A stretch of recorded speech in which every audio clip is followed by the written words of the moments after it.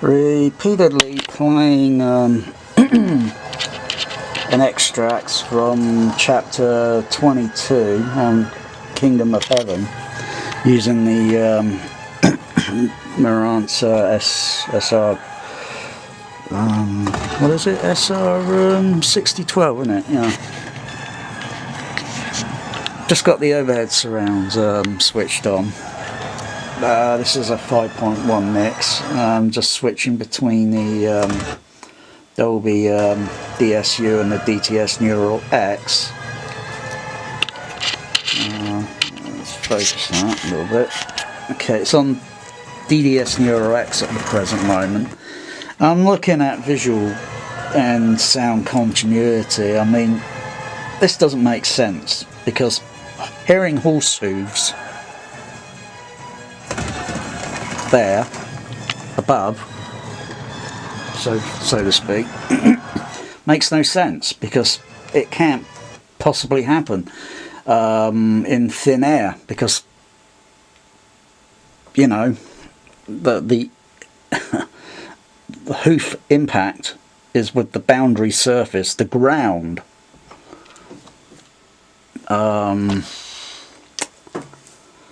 It might be exciting, but it's certainly not immersive audio.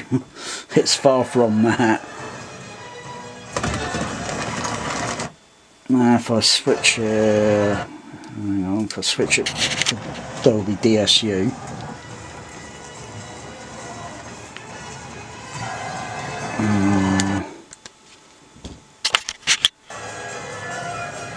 still sounds the same. I'll just raise the volume a little.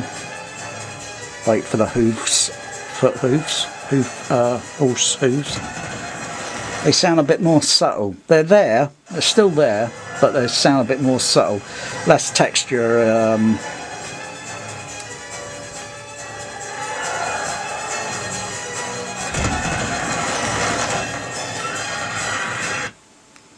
think that's a bit of the. Just cut that.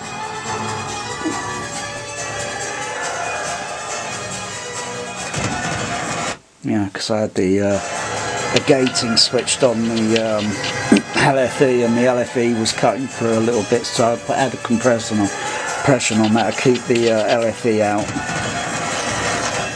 Okay, I'm going to switch it back to DTS Neural X.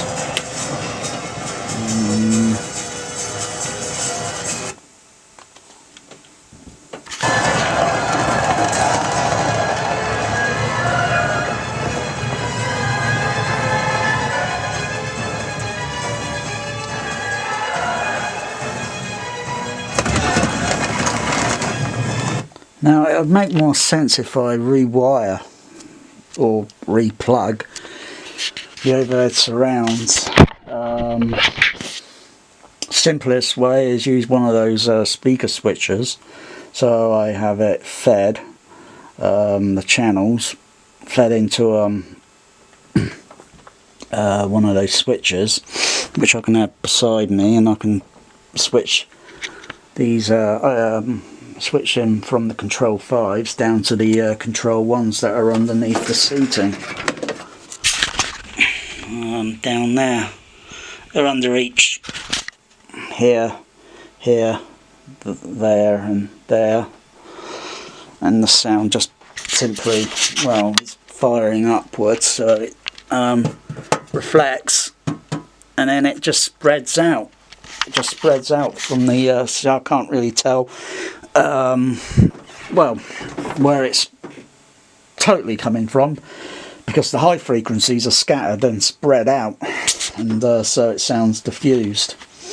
Kind of a bit like one of those THX dipolar speakers, only, you know, something like that would have cost hundreds of pounds just for a pair of speakers, and the controls, well, they only cost far less. Yeah, so I could do it that way for a switcher, speaker switcher. Another way is doing it through an audio mixers. I'd have to use 2 audio mixers, because each audio mixer only would have 2 stereo outputs. It might have lots of line inputs. Okay, good enough, fine.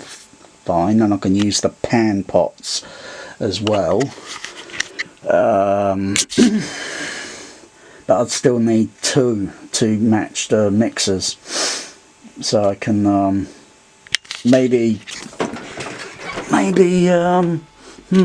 just come to thought it did, sort of have a combination of the overhead and have it below, so I bring the sound sort of like that, balance it down. But you know, it won't be 100% perfect, because I'm not using the same, well, unless I use the control ones, which I've got some up there.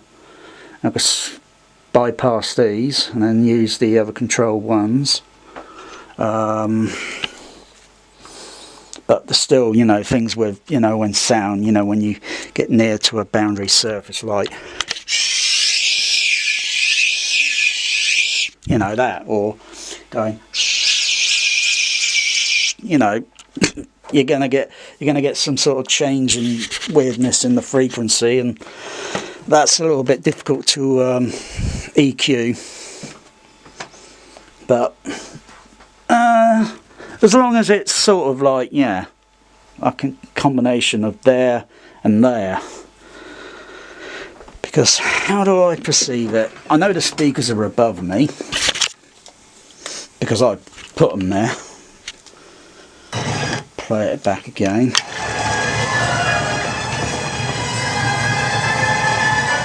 High frequencies I'm perceiving more above me. As it goes down the frequency range, going from highs down low, lows are going to sound, well, omnidirectional. They're going to sound like they're there or whatever. They're going to be spread out a little bit more wider. Yes, maybe I could use some more Behringer DCX 2496 and put them on the all the speakers for the surround channels. Crikey, more amplifiers. And then yeah, just sort of take it from there. I got some audio mixers. I've got an old realistic, there, and there's Sooty. Yeah, and I've got a newer Behringer audio mixer here. This I brought primarily for using multiple multiplexing microphones, but then I brought this one which has a little bit more inputs, because this has only got 4 inputs, 4 line inputs, and I wanted a little bit more to use with the cluster of microphones I've got over there. I've got about 5 of them so far.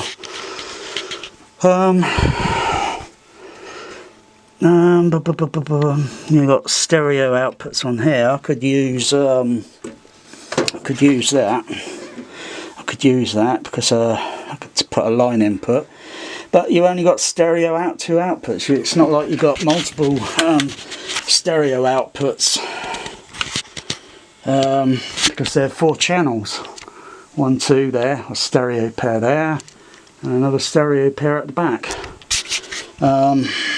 So yeah, I need I've got the gear. Just got to make the leads up, and I've got to sort of like see. Well, I haven't got any rack space to put any of this, so it'd have to be kind of very crude, and I have to sort of just see how it works to see whether I think it fits the picture or doesn't fit the picture. I know it's not. I know mostly it's not going to fit the picture, because there's so many different random types of sound effects, and you know, some sound might seem like, yeah, that seems like it should be below me, to relation with the screen image, the picture. Like looking at something like that, if I was standing back here, I would hear that very distant. I wouldn't hear it, you know. And the music, well, I don't know where that's coming from, but never mind.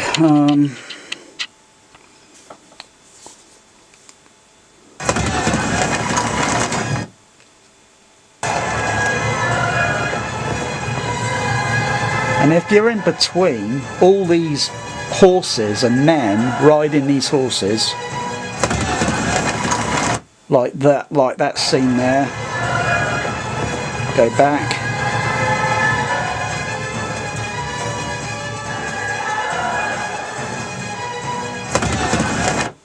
I would hear the foot hooves, sorry, the horse hooves against the ground, with a very short edit cut and sound editing and what have you. And I would hear the voices of the men slightly, well, because it's miniature and depends on the size of the image, you know, 35mm is what it is. It's very small but projected big. That's neither here or there. But no, the voices would be somewhere about mid-height, you know, for the you know, and the horse hooves there, and the voice, and you know, there, and maybe some above,